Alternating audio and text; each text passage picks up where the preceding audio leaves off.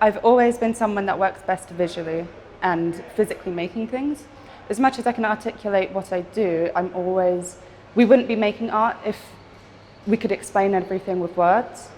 So some things just can't be explained by talking about it straight away. You have to visually experience and make something. So when I was first doing GCSEs and A-levels, there's only one kind of way to work, and it's very confined, and you have to do drawings or paintings. And then it gets to a point and you come to university and immediately you're opened up to, wow, I can actually make different things.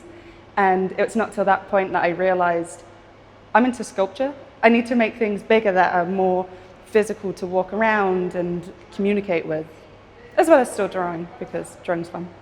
I actually looked around at a lot of different universities to begin with, a lot of London universities, because you're told in sixth form, oh, you've got to go to London and go to those universities. But the moment I got there, I realized the kind of climate and the atmosphere wasn't for me.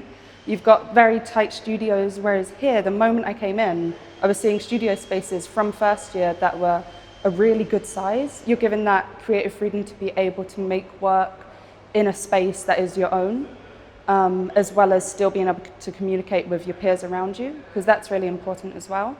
And what I found is that the tutors are constantly present, not in a way that's overbearing and forcing you to work in a way that they work, but in a way that is encouraging and showing you that they're artists as well. So you're having this really mature conversation that happens that is talking about your work, their work, and contextual pieces from artists in the London galleries, which you're able to get to from Hatfield. So you've got all the benefits of that kind of London area with the perks of it. I mean, geographically, we have more space.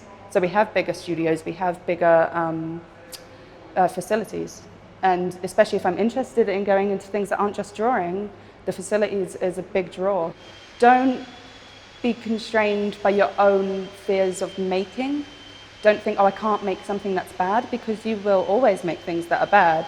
And that is good, because then you look at it and think, having that knowledge of knowing when something works and when something doesn't work is what truly makes you successful when you're making. Otherwise, you're making things that you're not connecting to.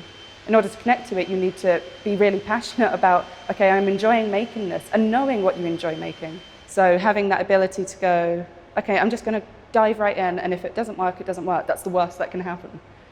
But the best that can happen is you find something where you get that buzz. There's a certain feeling you get when you're onto something. And I think as artists, you're always searching for that. And I think you know that before you come to do an art degree. Everyone's got that instinctual thing. You just haven't had the means or the encouragement in like the old system of sixth form, but now you're at a place to thrive.